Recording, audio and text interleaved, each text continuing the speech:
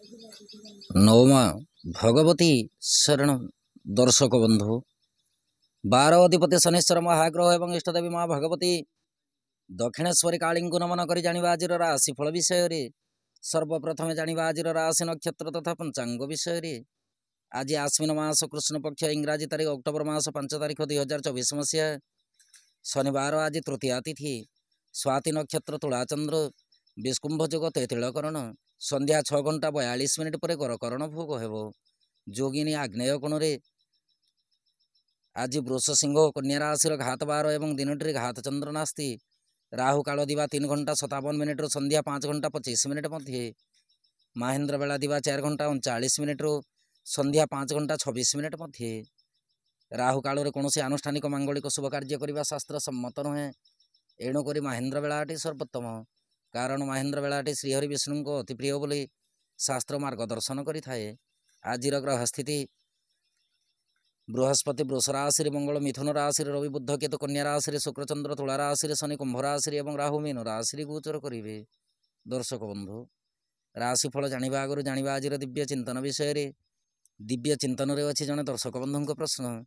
दर्शक बंधु जनक प्रश्न रखिंट कन्या जातक मीन राशि जदि शुक्र रही था जन्म जातिका क्यों प्रकार फल प्राप्ति करें। उक्त विषय वस्तु नहीं कि निश्चित रूपे आलोचना करेंगे। ज्योतिष शास्त्र रीतिनीति अनुसार जन्म जातक सप्तम स्थान रे जदि मीन राशि होता है से ही मीन राशि रे जदि शुक्र अवस्थान करते जदि सप्तम स्थान मीन राशि हुए ताहले लग्नटी कन्या लग्न होता है। कन्या लग्न रे जदि सप्तम स्थान रे मीन राशि रे शुक्र महाग्रह अवस्थान होता है जन्म जातिका उदार गुणयुक्त पतिर पाणी ग्रहण करें। नाम कला कौतुक दक्षता एवं विचक्षण बुद्धियुक्ता होता है। संगीत रे अत्यंत रुचि रखा सहित पतिप्रिया एवं सुंदर चक्षुयुक्त होता है। विशेषकर बसन भूषण मंडिता होगा सहित अलंकार भूषण होता है। दर्शक बंधु जन्म जातक मीन राशि शुक्र प्रबल मात्रा उच्चस्थ होता।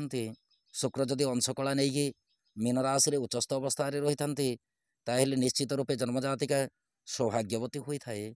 ये थिला आपणक प्रश्न। एवं आसत जाना आज राशिफल विषय। राशिफलटी आपण चंद्र राशि उपर आधारित। आपण जन्मकोष्ठी चंद्रमा जो राशि अवस्थान करी सी हूँ चंद्र राशि व जन्म राशि। जदि आपण निजर जन्म राशि जानी ना ताहले प्रचलित नाम राशि अनुसार राशिफलटी देखिपारे। चंद्रमा आज राहु नक्षत्र रे तुला राशि शुक्रयुक्त होइकी गोचर करेंगे। फल मेष राशि ठारू मीन राशि पर्यंत द्वादश राशि उपरे चंद्रमा क्यों प्रकार प्रभाव उक्त विषय वस्तु उपर परिचित हेबा। काल पुरुष चक्र प्रथम राशि मेष राशि। मेष राशि व्यक्ति विशेषों दिनटी चंद्रमा राशि ठारू सप्तम स्थान रे गोचर करेंगे। फल कार्य क्षेत्र एवं व्यवसाय सुसंपर्क स्थापन हेब। सरकारी बेसरकारी कर्म को लेकिन आकस्मिक धन लाभर सूचना अच्छी। दाम्पत्य प्रेम संपर्क सदृढ़ रहिब। आर्थिक स्थिति अति उत्तम अटे। दिनटी स्त्री जाति ठारू प्रबल मात्रा साहाय्य सहानुभूति प्राप्ति करेंगे। स्वास्थ्य शरीर सुखद रहिबा सहित यात्रा समय शुभफल प्राप्ति हेब। विद्यार्थी और महिला मान कार्य क्षेत्र में निर्विघ्न कर्म संपादन करेंगे। आपण शुभ रंग आज नारंगी वर्ण रंग शुभ अंक 4। आपण आज सिद्धकुंजिका मंत्र पठन करंतु दिनटी अत्यंत सुखद रहिब। वृष राशि व्यक्ति विशेषों दिनटी चंद्रमा राशि ठारू षष्ठ स्थान रे गोचर करेंगे। फल कार्य क्षेत्र और व्यवसाय भयभीत होवार सूचना अच्छी। सरकारी बेसरकारी कर्म को लेकिन सतर्कता अवलंबन करंतु। दाम्पत्य प्रेम संपर्क आदि शुभदायक नुहे। आर्थिक दृष्टिकोण देखा गले आर्थिक स्थिति प्रबल मात्रा सबल रहिब। स्वास्थ्य शरीर प्रति ध्यान रखंतु। यात्रापाई दिनटी अति उत्तम अटे। विद्यार्थी और महिला मान कार्य क्षेत्र में तरतर निष्पत्ति नहीं कि हैरान हो पारती। आपण शुभ रंग आज पीतवर्ण रंग शुभ अंक 1। आपण आज दुर्गा नवाक्षरी मंत्र पठन करंतु दिनटी अत्यंत सुखद रहिब। मिथुन राशि व्यक्ति विशेषों दिनटी चंद्रमा राशि ठारू पंचम स्थान रे गोचर करेंगे। फल कार्य क्षेत्र और व्यवसाय आकस्मिक सुसंवाद श्रवण हेब। सरकारी बेसरकारी कर्म को लेकिन उपरिस्थ कर्मचारी परामर्श अनुसार कर्म संपादन करंतु। दाम्पत्य और प्रेम संपर्क आदि शुभदायक नुहे। प्रेम संपर्क को लेकिन मान हानिर सूचना अच्छी। आर्थिक दृष्टिकोण देखा गले आर्थिक स्थिति दुर्बल रही पारे। ସ୍ୱାସ୍ଥ୍ୟ ଶରୀର ମଧ୍ୟମରୁ ଉତ୍ତମ ରହିବ। ସନ୍ତାନ ସନ୍ତତିଙ୍କ କାର୍ଯ୍ୟକଳାପ ଉପରେ କଡ଼ା ନଜର ରଖନ୍ତୁ। ଯାତ୍ରା ପାଇଁ ଦିନଟି ବିଶେଷ ସୁଖଦାୟକ ନୁହେଁ। ବିଦ୍ୟାର୍ଥୀ ଓ ମହିଳାମାନେ କାର୍ଯ୍ୟକ୍ଷେତ୍ରରେ କର୍ମ ବିମୁଖ ହେବେ। ଆପଣଙ୍କ ପାଇଁ ଶୁଭ ରଙ୍ଗ ଆଜି ସବୁଜ ବର୍ଣ୍ଣ ରଙ୍ଗ, ଶୁଭ ଅଙ୍କ 3। ଆପଣ ଆଜି କ୍ଲିଂ କୃଷ୍ଣାୟ ଗୋବିନ୍ଦାୟ ଗୋପୀଜନ ବଲ୍ଲଭାୟ ରାଧାକୃଷ୍ଣାୟ ନମୋ ଭଗବତେ ବାସୁଦେବାୟ ନମଃ ଏହି ମନ୍ତ୍ରକୁ ପଠନ କରନ୍ତୁ। ଦିନଟି ଅତ୍ୟନ୍ତ ସୁଖଦ ରହିବ। କର୍କଟ ରାଶି। କର୍କଟ ରାଶି ବ୍ୟକ୍ତି ବିଶେଷଙ୍କ ପାଇଁ ଦିନଟିରେ ଚନ୍ଦ୍ରମା ରାଶିଠାରୁ ଚତୁର୍ଥ ସ୍ଥାନରେ ଗୋଚର କରିବେ। ଫଳରେ କାର୍ଯ୍ୟକ୍ଷେତ୍ର ଏବଂ ବ୍ୟବସାୟରେ କଳହର ସୂତ୍ରପାତ ହୋଇପାରେ। ସରକାରୀ ବେସରକାରୀ କର୍ମକୁ ନେଇକି ଅପବାଦ ଭୟ ଅଛି। ଦାମ୍ପତ୍ୟ ଓ ପ୍ରେମ ସମ୍ପର୍କ ସୁଦୃଢ଼ ରଖନ୍ତୁ। ଦିନଟିରେ ଭୂ ସମ୍ବନ୍ଧୀୟ କାର୍ଯ୍ୟକଳାପକୁ ନେଇକି ବାଦ ବିବାଦ ଉତ୍ପନ୍ନ ହେବା ସହିତ ମାତୃପୀଡ଼ାର ସୂଚନା ପରିଲକ୍ଷିତ ହୁଏ। ଜନ ସମାଜରେ ସଦାସର୍ବଦା ବୁଝି ବିଚାରିକି ବାର୍ତ୍ତାଳାପ କରନ୍ତୁ। ଆର୍ଥିକ ଦୃଷ୍ଟିକୋଣରୁ ଦେଖିବାକୁ ଗଲେ ଆର୍ଥିକ ସ୍ଥିତି ଦୁର୍ବଳ ରହିପାରେ। ସ୍ୱାସ୍ଥ୍ୟ ଶରୀର ଆଦ୍ୟ ଶୁଭଦାୟକ ନୁହେଁ। ଯାତ୍ରା ପାଇଁ ଦିନଟି ମଧ୍ୟମ ଫଳଦାୟକ। ବିଦ୍ୟାର୍ଥୀ ଓ ମହିଳାମାନେ କାର୍ଯ୍ୟକ୍ଷେତ୍ରରେ ସଦାସର୍ବଦା କର୍ମଚଞ୍ଚଳ ରହିବେ।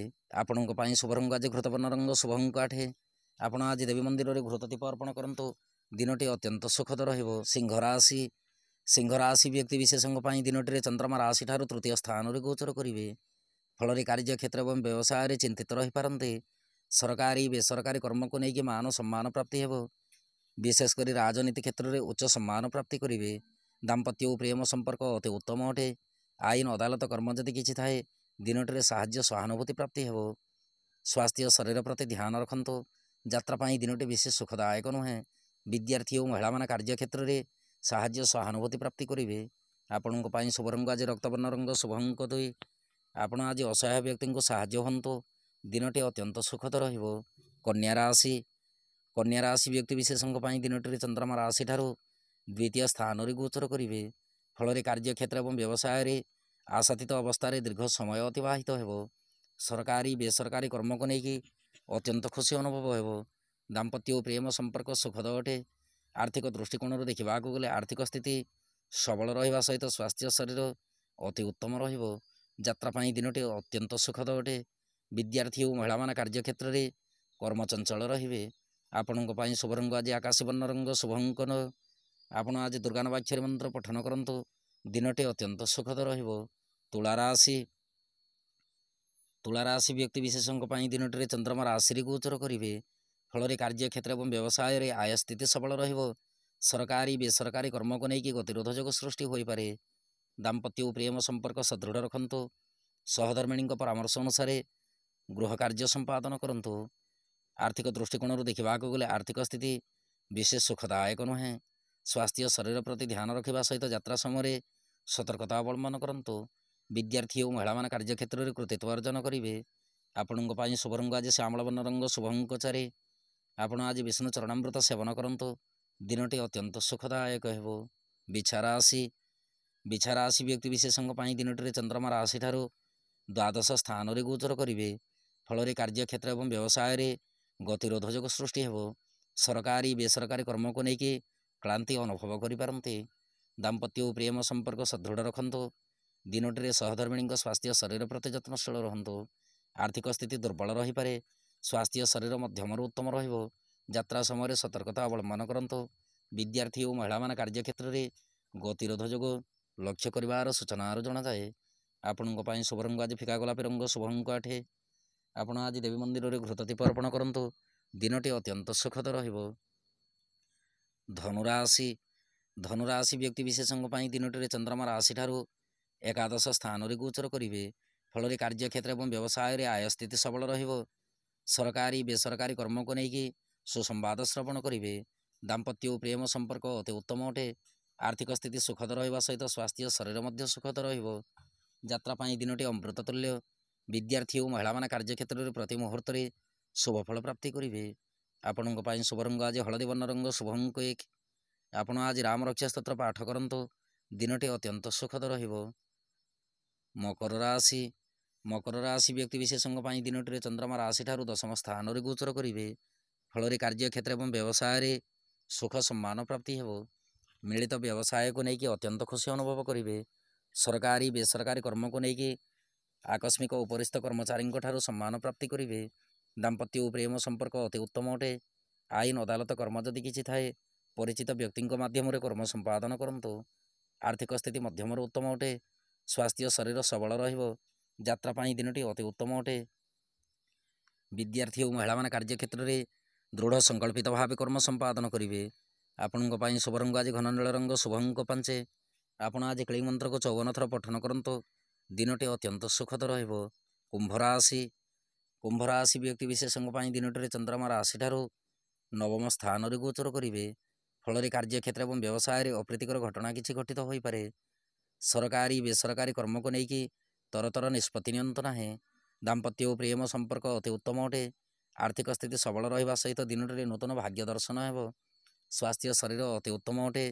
ଯାତ୍ରା ପାଇଁ ଦିନଟି ସୁଖଦ ରହିବ। ବାଦ ବିବାଦ ତଥା ନ୍ୟାୟ ନିଷ୍ପତ୍ତି କର୍ମରେ ନ୍ୟାୟଟି ଆପଣଙ୍କୁ ପ୍ରାପ୍ତି ହେବ। ବିଦ୍ୟାର୍ଥୀ ଓ ମହିଳାମାନେ କାର୍ଯ୍ୟକ୍ଷେତ୍ରରେ ବନ୍ଧୁ ଗହଣରେ ସମୟ ଅତିବାହିତ କରିବେ। ଆପଣଙ୍କ ପାଇଁ ଶୁଭ ରଙ୍ଗ ଆଜି ଘୃତବର୍ଣ୍ଣ ରଙ୍ଗ, ଶୁଭ ଅଙ୍କ 3। ଆପଣ ଆଜି ଅସହାୟ ବ୍ୟକ୍ତିଙ୍କୁ ସାହାଯ୍ୟ ହୁଅନ୍ତୁ। ଦିନଟି ଅତ୍ୟନ୍ତ ସୁଖଦ ରହିବ। ମୀନ ରାଶି। ମୀନ ରାଶି ବ୍ୟକ୍ତିବିଶେଷଙ୍କ ପାଇଁ ଦିନଟିରେ ଚନ୍ଦ୍ରମା ରାଶିଠାରୁ ଅଷ୍ଟମ ସ୍ଥାନରେ ଗୋଚର କରିବେ। ଫଳରେ କାର୍ଯ୍ୟକ୍ଷେତ୍ର ଏବଂ ବ୍ୟବସାୟରେ କ୍ଲେଶ ଅନୁଭବ କରିପାରନ୍ତି। ସରକାରୀ ବେସରକାରୀ କର୍ମକୁ ନେଇକି ମାନ ସମ୍ମାନ ପ୍ରତି ସଜାଗ ରୁହନ୍ତୁ। ଦାମ୍ପତ୍ୟ ଓ ପ୍ରେମ ସମ୍ପର୍କ ଅତି ଉତ୍ତମ ଅଟେ। ଆର୍ଥିକ ସ୍ଥିତି ସଦୃଢ଼ ରହିବା ସହିତ ସ୍ୱାସ୍ଥ୍ୟ ଶରୀର ବିଶେଷ ସୁଖଦାୟକ ନୁହେଁ। ଦିନଟିରେ ଧର୍ମ କର୍ମ ରୀତିନୀତି ପ୍ରତି ଅନାଗ୍ରହ ଜାତ ହୋଇପାରେ। ଯାତ୍ରା ପାଇଁ ଦିନଟି ଆଦ୍ୟ ଶୁଭଦାୟକ ନୁହେଁ। ରାସ୍ତାଘାଟରେ ଯିବା ଆସିବା ସମୟରେ ସତର୍କତା ଅବଲମ୍ବନ କରନ୍ତୁ। ବିଶେଷ କରି ଚତୁଷ୍ପଦ ଯାନବାହନ ଏବଂ ଚତୁଷ୍ପଦ ଜୀବ ପ୍ରତି ସତର୍କତା ଅବଲମ୍ବନ କରିବା ବିଧେୟ। ବିଦ୍ୟାର୍ଥୀ ଓ ମହିଳାମାନେ କାର୍ଯ୍ୟକ୍ଷେତ୍ରରେ ଆଶାତୀତ ଫଳପ୍ରାପ୍ତିରେ ବିଳମ୍ବ ଯୋଗ ଲକ୍ଷ୍ୟ କରିବେ। ଆପଣଙ୍କ ପାଇଁ ଶୁଭ ରଙ୍ଗ ଆଜି ପୀତବର୍ଣ୍ଣ ରଙ୍ଗ, ଶୁଭ ଅଙ୍କ 6। ଆପଣ ଆଜି କ୍ଲିଂ ମନ୍ତ୍ରକୁ 54 ଥର ପଠନ କରନ୍ତୁ। ଦିନଟି ଅତ୍ୟନ୍ତ ସୁଖଦ ରହିବ। ଦର୍ଶକ ବନ୍ଧୁ, ଇଏ ଥିଲା ମେଷ ରାଶି ଠାରୁ ମୀନ ରାଶି ପର୍ଯ୍ୟନ୍ତ ଦ୍ୱାଦଶ ରାଶିର ରାଶିଫଳ ଏବଂ ଆଜିର ଦିବ୍ୟ ଚିନ୍ତନ। ଏବେ ଅନୁମତି ଦିଅନ୍ତୁ। ନମଃ ଭଗବତୀ ଶରଣ।